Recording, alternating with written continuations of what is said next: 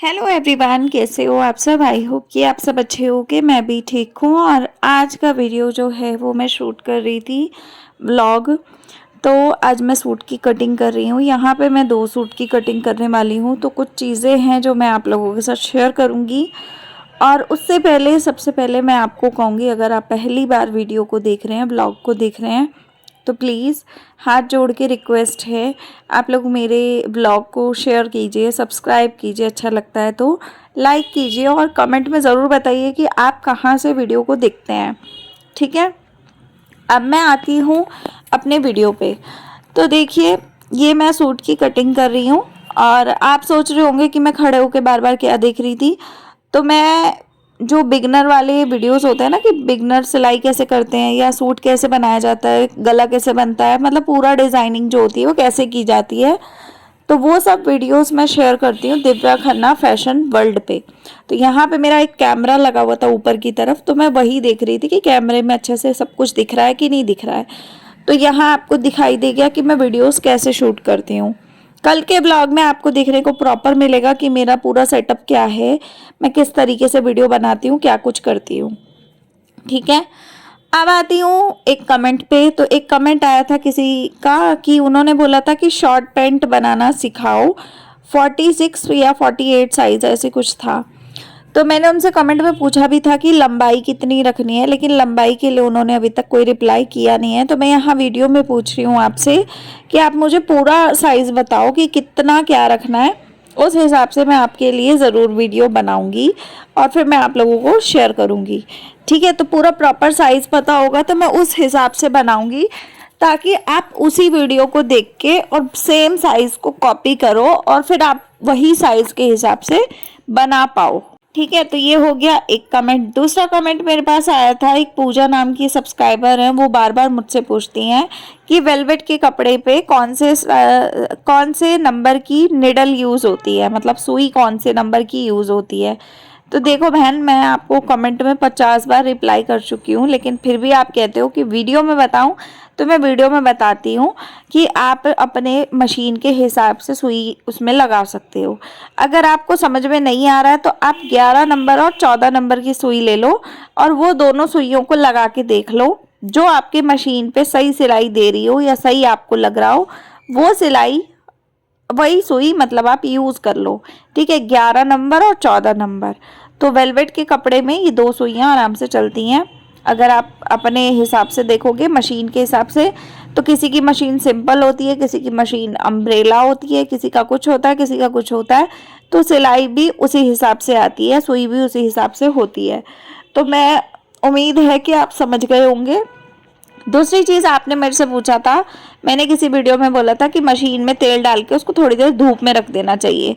तो आपने मुझसे पूछा कि धूप में रखने से क्या होता है, तो मैं आपको बता रही थी, वो उस समय सर्दियों का टाइम था। ठीक है, तो सर्दियों में मैंने वो वीडियो में बोला था, तो मैं सर्दियों में ऐसा ही करती थी, तो मैंने इसलिए आपको वही बताया था। धूप में रखने से होता ये है कि जो मशीन के अंदर के पुर्जे होते हैं ना, वो पुर्जों में अच्छे से ऑयलिंग हो जाती है और जितने भी पार्ट्स होते हैं उसमें अच्छे से भरपूर मात्रा में तेल चला जाता है। तो आप भरपूर मात्रा में ही ऑयलिंग करो, जब भी करो मशीन का तेल यूज़ करना है। और मशीन के तेल को यूज़ करके थोड़ी देर के लिए अगर आप धूप में रखते हो तो उससे अच्छे से ऑयलिंग ना अंदर तक चली जाती है और आपकी मशीन हमेशा अच्छी चलती है। तो सिर्फ मैं ये करती थी सर्दियों में। बाकी अभी गर्मियाँ स्टार्ट हो गई हैं तो अभी मैं वैसा कुछ नहीं कर रही, अभी मैं ऑयलिंग करके छोड़ देती हूँ, तो वो रात भर में अपने आप ऑयलिंग हो ही रहती है। आती हूँ, लोगों ने मुझसे बहुत से कमेंट और भी पूछे। मैंने किसी वीडियो में बोला था कि आप अपने आसपास के जो जगह होती हैं वहाँ पर आप अपने आसपास फैक्ट्री और कंपनीज़ होती हैं जहाँ पे बटन लगाने का काम मिलता है और आपको घर बैठे काम देते हैं वो लोग। तो कई बार घर बैठे आपको बहुत से काम मिलते हैं, तो मैंने आपको ये बताया था। तो किसी ने मुझसे पूछा था कि वो काम कैसे मिलता है, तो मैं आपको बताती हूँ। देखो, आपके आसपास काफ़ी सारी कंपनीज होती हैं, आप उन कंपनियों का पता लगाओ पहले कि आपके एरिया में कहाँ पर वो कंपनीज खुली हुई है। हो सकता है आपके एरिया में हो सकता है ना भी हो, क्योंकि काफ़ी सारे ऐसे एरियाज़ होते हैं जहाँ पे ऐसी कंपनीज खुलना अलाउ नहीं होता, क्योंकि ये पॉल्यूशन वगैरह से रिलेटेड काम होता है। तो कई बार नहीं भी खोलने देती पब्लिक, मतलब सरकार नहीं खोलने देती, अप्रूवल नहीं आता। तो कई बार ऐसी जगह पे खुल जाती है। अब जो हमारा एरिया है वो थोड़ा सा हमारे एरिया से थोड़ा आगे हटके की तरफ देखूँ तो थोड़ा दूरी पे ऐसे कुछ जगह है जहाँ पे पर्टिकुलर ऐसी ही कंपनीज खुली हुई हैं। तो जितनी भी औरतें होती हैं वो वहाँ कंपनियों में बात कर लेती हैं और वहाँ पे बात करने के बाद वो वहाँ से कपड़ा लेकर आती हैं घर में, उसको बटन लगाती हैं, सितारे वगैरह लगाती हैं और देन उसके बाद जब बन जाता है तो वापस दे आती हैं। कई महिलाएं ऐसी करती है कि वो पीस को ना मतलब भरपूर मात्रा में उठा लेती है, 200 पीस, 500 1000 2 पीस इकट्ठे वो अपने नीचे लेडीज रख लेती है। और मैं अपने नीचे लेडीज रख के, जैसे मान लो कि एक पीस पे आपको 1 रुपया मिल रहा होता है कि एक बटन का 1 रुपया मिलेगा, तो वो क्या करती हैं, वो 50 पैसे आगे औरतों को पकड़ा देती हैं कि 50 पैसे में एक बटन अगर लगा सकते हो तो मेरे घर से ले जाओ, मेरे घर छोड़ जाओ। तो कंपनी के साथ डील उनकी होती है लेकिन वो आपको घर बैठे काम दे देती हैं। तो कई औरतें ऐसा भी करती हैं, तो वो 10-12 औरतें इकट्ठी कर लेती हैं और 1000 पीस में से 100 पीस हर औरत को दे देती है और 100 पीस में ज़्यादा 2 घंटे का काम होता है। तो जो काम वो औरत, अगर कोई एक औरत 1000 पीस लेगी तो वो पूरे दिन में करेगी। तो वो औरतें ऐसा करती हैं कि अपने नीचे 10 औरतें रख लेती हैं और अपने नीचे से 1000 पीस को 2 घंटे में करके वापस छोड़ के आ जाती हैं कंपनी में। तो उनके 2 घंटे के अंदर कंपनी वालों को 1000 पीस मिल जाते हैं और उनको हर पीस के हिसाब से 50 पैसे का कमीशन मिल जाता है। सिर्फ लाना और औरतों में बांटना और औरतों से वापस लेना और वापस कंपनी में देके आना। जो 1000 रुपये का काम होता है उसमें 500 रुपये वो मेहनत के देती हैं लेडीज़ को, जो 10 लेडीज़ लगाती हैं। बाकी 500 रुपये उन्हें सिर्फ लाना और ले जाना और छोड़ के आना, बस इतने में उनको 500 रुपये घर बैठे मिल जाते हैं। तो वो इस तरीके के बिजनेस भी कई सारी औरतें करती हैं। अब ये बिजनेस कहाँ मिलते हैं, तो आपके आसपास जो फैक्ट्री एरिया होगा ना, जो फैक्ट्री कंपनीज जहाँ पे ऐसे काम होते होंगे सिलाई से रिलेटेड, वहाँ पे आपको मिलेगा। ठीक है, तो आप वहाँ पे पता कर सकते हो। दूसरी चीज़, घर बैठे दूसरा तरीका कौन सा है काम करने का, तो दूसरा तरीका है कि आप अपने आसपास बुटीक जैसी जगह ढूंढो। जो आसपास गलियों में नुकरों पे बने होते हैं ना, एरिया में बुटीक बने होते हैं मार्केट के अंदर, तो वो बुटीक एरिया ढूंढो और वो बुटीक एरिया में आप अपने घर बैठे उन बुटीक वालों से पीस ले सकते हो और घर बैठे आप काम कर सकते हो। ठीक है, बुटीक से आप क्या क्या ले सकते हो, बुटीक से आप सलवार बनाने के लिए ले सकते हो। घर बैठे आप सलवार बनाने का तरीका आप को आता होगा तो आप अपनी सलवार बनी बनाई घर से ले जाओ, उनको दिखा दो एज अ सैंपल के तौर पे कि देखिए मैं इस तरीके की सिलाई करती हूँ, इस तरीके से मैं सलवार को स्टिचिंग देती हूँ और इस तरीके से मैं बनाती हूँ, तो इतने हिसाब से मैं बनाती हूँ, तो अगर आप मेरे को देना चाहो तो दे दो। और वो बता देंगे सामने से कि हम एक सलवार के कितने पैसे दे सकते हैं। अगर आपको कंफर्टेबल लगे, उनको आपकी पसंद आए सिलाई, आपकी सलवार का तरीका समझ में आए, तो वो कटिंग करके आपको दे देंगे। और वो ये भी बोल सकते हैं कि कटिंग भी आपको करनी है तो आप कटिंग के पैसे भी उसमें जोड़ सकते हो।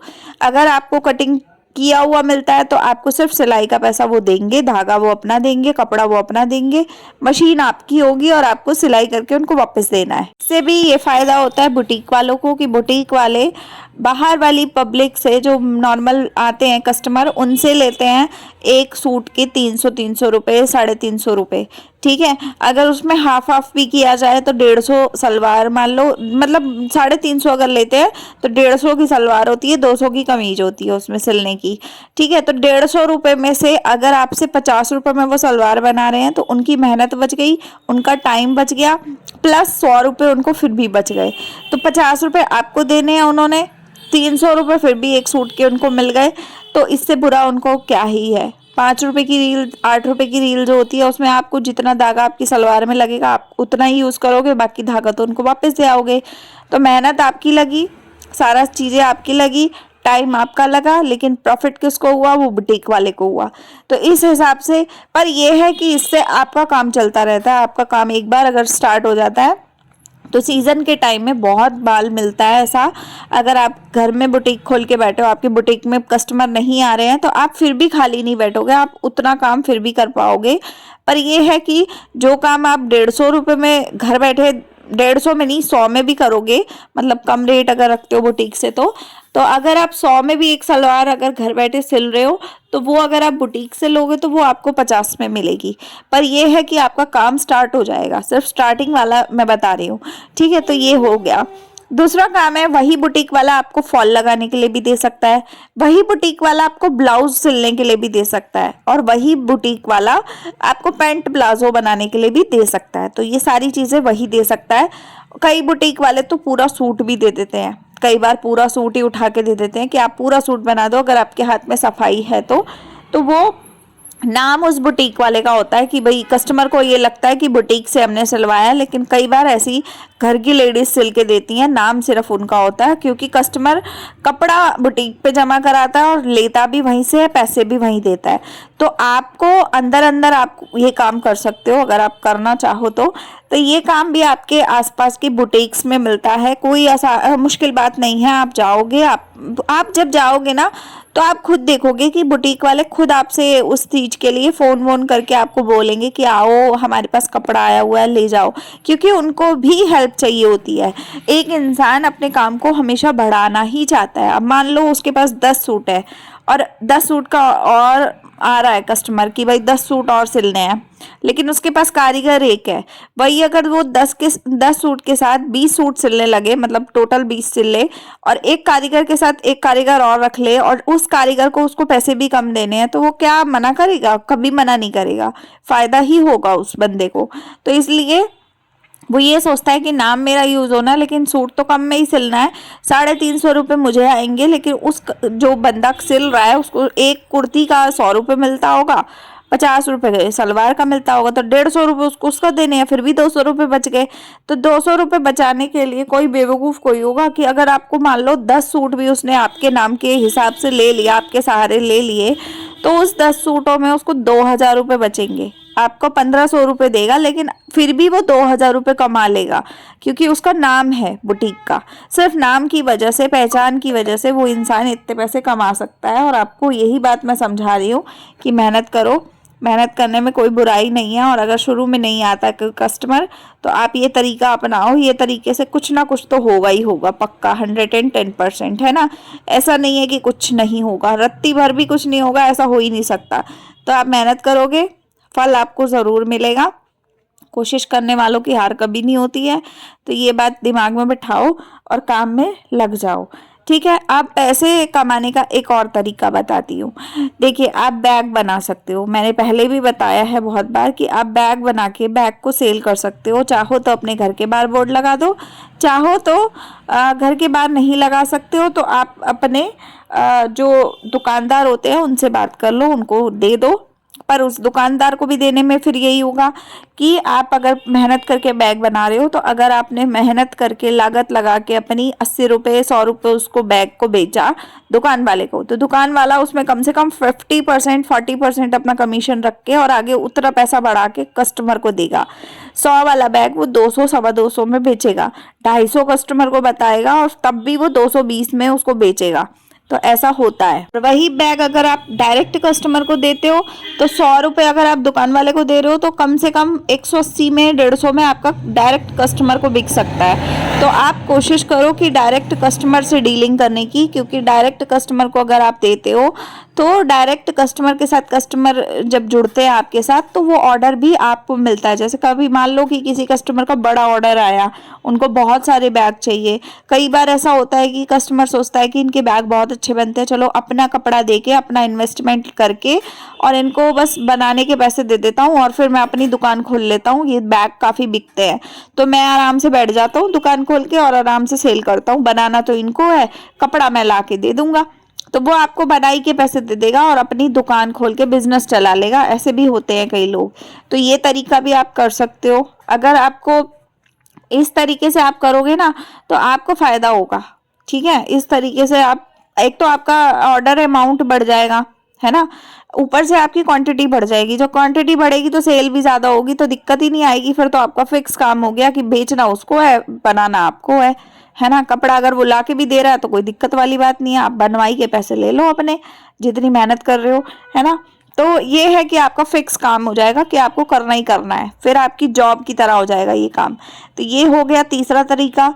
चौथा तरीका आप फिर से बताती हूँ। देखो, स्क्रंचीज बना लो घर बैठे, कोई दिक्कत नहीं है इसमें। स्क्रंचीज बनाने के लिए पतला वाला इलास्टिक चाहिए। कल मैं आपको इसका वीडियो, कल नहीं परसों मैं आपको इसका वीडियो शेयर करूंगी कि स्क्रंचीज कैसे बना के सेल कर सकते हो। तो मैं सेल करने का तरीका अभी बता देती हूँ। देखो, स्क्रंचीज बना लो, बनाने का तरीका मैं आपको परसों समझा दूंगी। तो स्क्रंचीज बनाने में आपको क्या करना है, पतला सा इलास्टिक लेना है, बहुत सस्ता मिलता है। आज मैं वो इलास्टिक लेकर आऊंगी तो मैं आपको बना के दिखाऊंगी, तो मैं आपको पूरा रेट के हिसाब से बताऊंगी। आपको इलास्टिक लेना, उसके ऊपर कपड़ा लगाना और उसको बंद कर देना, और वो जाके मेकअप के जो शॉप्स होते हैं ना, वो उस शॉप्स पे सेल कर दो। वो शॉप्स पे सेल कर दो डिब्बे के हिसाब से। दूसरा, आप मीशो पे अकाउंट बना के मीशो पे डाल दो। मीशो पे शायद जीएसटी नहीं चाहिए होता, पता नहीं चाहिए होता है, ऐसा कुछ मेरे को ध्यान नहीं है। बाकी आप एक बार चेक कर लेना कि उसमें चाहिए कि नहीं चाहिए। तो आप मीशो पे अकाउंट बना के और आराम से उसमें डाल सकते हो। तो मीशो की जो कस्टमर होते हैं, मतलब वो कस्टमर होते हैं जो मीशो पे सामान लेते हैं, तो वो कस्टमर आपकी चीज़ को पसंद करेंगे तो आपसे ले लेंगे। दूसरा, आप ऑनलाइन बेच सकते हो। इंस्टाग्राम पे आप अपना पेज वेज बना लो, सस्ते रेट पे बेचना शुरू कर दो। तो अगर आप वैसे बेचते हो तो भी बहुत फायदा होता है। तो ये सब करने के बाद अगर आपको अभी भी चीज़ें समझ में ना आए, 4 स्टेप मैंने बता दिए, 4 रास्ते मैंने बता दिए पैसे कमाने के। अब 5वां रास्ता एक और बताती हूँ। इसमें कोई इन्वेस्टमेंट नहीं है, कोई कुछ नहीं है, सिर्फ एक फ़ोन होना चाहिए आपके पास। ठीक है, फ़ोन होगा तो आप मीशो के साथ जुड़ जाओ। मीशो के साथ जुड़ना कैसे है वो मैं बता दूंगी। ठीक है, विश लिंक के ऐप एक डाउनलोड कर लो, मीशो के साथ जुड़ जाओ, एफिलिएट मार्केटिंग कर लो, इंस्टाग्राम पे अकाउंट बनाओ, यूट्यूब पे एक अकाउंट बनाओ, उसमें आप प्रोडक्ट की वीडियोस डालो, फोटोज डालो, उसमें एफिलिएट लिंक बना के डाल दो। जब आप लिंक डाल दोगे ना, तो उस लिंक से जितने भी लोग लेंगे, मान लो एक लिंक से 100 बंदों ने लिया, तो एक प्रोडक्ट के ऊपर अगर आपको 8% कमीशन मिल रही है, तो आपके 8% के हिसाब से आपके बहुत पैसे बन जाते हैं। अगर आपको 100 लोगों ने भी खरीद लिया ना, तो मतलब एक दिन की अच्छी खासी अर्निंग आप कर सकते हो घर बैठे। ना कोई पैसा लगाना है, ना कोई कुछ करना है, सिर्फ फ़ोन से वीडियो बनानी है, उस वीडियो को एडिट करना है, एडिट करने के बाद अपने इंस्टाग्राम पे डालना है और अपने ही यूट्यूब पे डालना है। यूट्यूब पे जितने लोग देख रहे हैं वो, प्लस इंस्टाग्राम पे जो लोग देख रहे हैं वो, प्लस स्नैपचैट अगर यूज़ करते हो तो उस पर भी डाल दो। तो जितने भी लोग देख रहे हैं व्हाट्सएप पे डाल दो, व्हाट्सएप पे जितने लोग देख रहे हैं, मतलब जो भी देख रहे हैं, अच्छे से अच्छा प्रोडक्ट लाओ, कोई साड़ी लाओ, कोई सूट लाओ, कोई बालों के हेयर एसेसरीज लाओ, कोई कुकिंग से रिलेटेड बर्तन लाओ, सामान लाओ, औजार लाओ, जो मर्जी लाओ, चप्पल ले आओ, पर्स ले आओ, जो मर्जी ले आओ, जेंट्स वेयर ले आओ, है ना, ये सारी चीज़ों को ले आओ, वीडियो बना के डाल दो। अब कोई ना कोई चीज़ ऐसी है जो पक्का पब्लिक खरीद लेगी, और जब पब्लिक खरीदेगी तो आपको उसमें घर बैठे कमीशन मिलेगा। घर बैठे आपने कमीशन लपेटना है, बैंक में आएगा आपके पैसे, आपने अपने आराम से बैठे बैठे पैसे कमाने हैं। कोई मेहनत का इतना बड़ा कोई कुछ है नहीं, तो आप वो कर सकते हो। तो अब आप बताना कि ये 5 रास्ते आपकी ज़िंदगी बदल सकते हैं कि नहीं बदल सकते, आप मुझे कमेंट में बता दो। अगर आप नहीं भी पढ़े लिखे हो ना, तब भी आप ये सारे काम कर सकते हो। तो आप जल्दी से अब कमेंट बताओ कि आपको ये रास्ते कैसे लगे। और आज के वीडियो में मैं आज की वीडियो की तो कोई बात ही नहीं कर पाई, तो उसके लिए आई एम रियली सॉरी। तो यहाँ मैंने 2 सूट की कटिंग कर ली है, तो वो आपको आने वाले वीडियोस में दिखेगा कि मैं स्टिचिंग वगैरह जब करूँगी तो बता दूंगी बाकी का सब कुछ। तो आज का वीडियो और ब्लॉग कैसा लगा आप जल्दी से कमेंट में बता दो। अच्छा लगा हो तो लाइक शेयर सब्सक्राइब कर दो। मैं करती हूँ यही वीडियो का एंड। तो तब तक के लिए बाय, टेक केयर।